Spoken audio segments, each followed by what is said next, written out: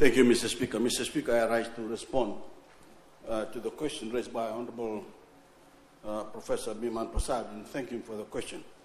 Mr. Speaker, sir, while this question was allowed by the Business Committee, it should have been disqualified under Standing Orders 44.9, 44.10, 44.12, and 44.15, as it seeks to question the character and conduct of a person, seeks confidential information, and seeks to confirm the accuracy of a statement in the press. However, Mr. Speaker, given that the Business Committee agreed to allow the question, I would like to inform Parliament that an investigation has commenced in relation to the former CEO of the Fiji Sugar Corporation.